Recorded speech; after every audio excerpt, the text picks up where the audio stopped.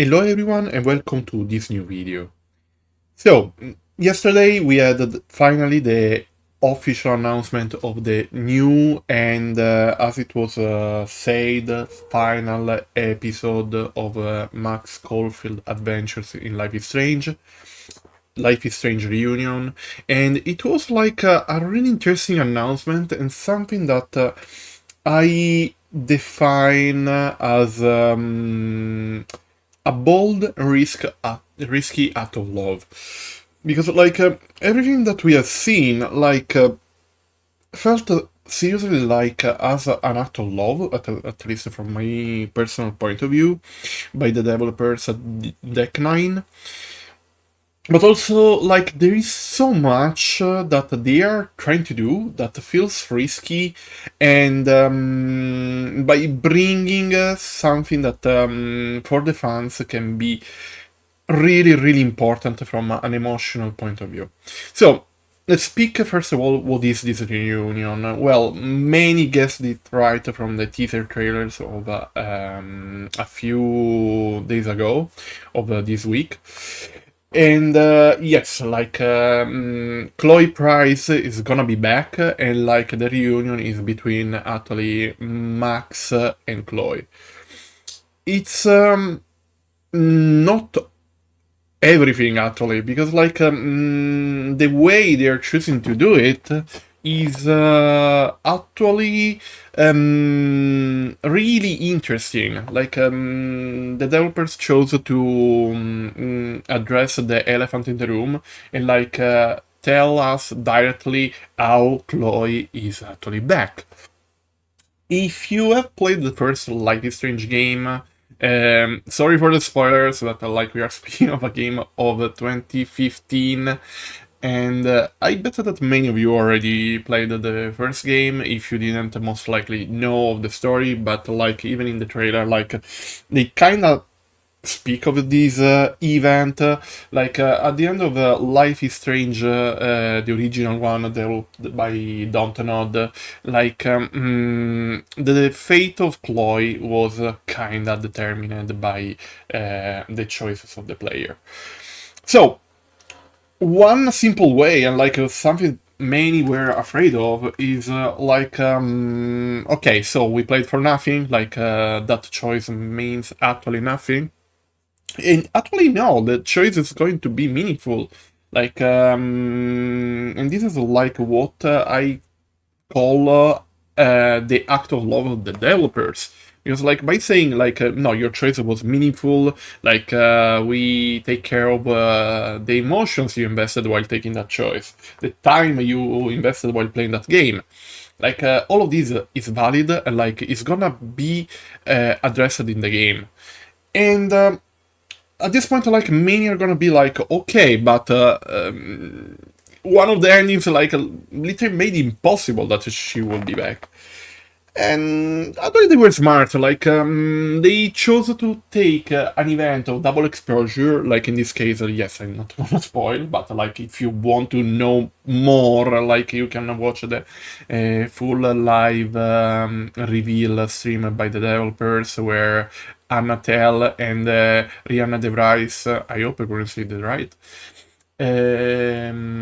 actually chose to speak for their characters and explained what actually allowed Chloe to be back. It's a great choice because, like, from one point of view, like, they kinda solved a mystery that could be intriguing for many, but, like, I think that they know their community, and, like, that will be such a talkative point for many that could create the effect of being totally disinterested for this game. So I think that they did the right choice. At the end of the day, like if people don't want to know, they can just avoid to watch the live stream and avoid speaking of this topic on the forums dedicated to the game, or like on social media, like also like the time that they have to stay off from all of these discussion points is not much. because like the game is going to be released on March 26th of this year, so really really soon, not even 2 months. Like this was like something really really interesting to see. Like I never saw like a developer taking care so much of their characters and at the same time of the feelings of the community, for such an important character and such an important plot twist. It's really rare, like I would say, to see like a developer like spoiling their own game, like in something so important directly in the live stream where they announce the game. Like not even a a second stream like following up the reveal. No, directly in the reveal stream. Like they know how big this is, and like they had to call both Hannah and Rihanna to actually speak with the fans. And I think it was the right choice, also because I saw both the actors like being emotionally involved in this, like they love the characters as much as the community does. That's not only the talk. That's not the only talkative point of the community right now, because like the developers are doing even more. Like they are getting back to both Life is Strange, developed by Dontnod and released in 2015, like the original game of the series, and Before the Storm, that is the first game though by Deck Nine, who took like the product starting from that prequel with the protagonist Chloe Price, and so like we are gonna see both Max and Chloe being playable protagonists of this game. Max is going to get back her time rewind power, and that's well, from a gameplay point of view, it's really cool because like they say that it's gonna feel smoother, like the gameplay like is gonna have many moments where you can use this power to actually see what can happen if you take a choice or if you take another choice, or to solve environmental puzzles, like they showed some examples during the live stream, and that was really cool.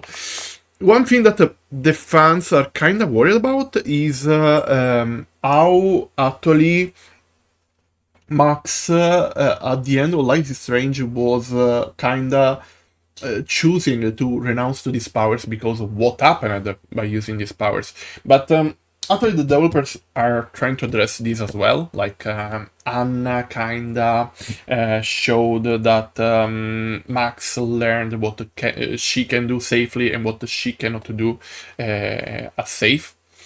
So this is gonna be interesting to see. It's gonna be explained in the game. Like I think that like they said a lot, but of course, like the game is gonna have so many things and so many mysteries solved from not only the game itself, like that is gonna have a new original plot. A mystery that both Chloe and Max have to solve, but also stuff of the past, because like you cannot bring just Chloe back and like ignoring like that there are things that have to be explained in a deeper way. Like they told us something, but like I think that they have a lot more to say to us, of course, also otherwise like we wouldn't have a full game, you know. Chloe, on the other side, is gonna get back her backtalk power, let's call it power. Basically, it's gonna be like her classic way of speaking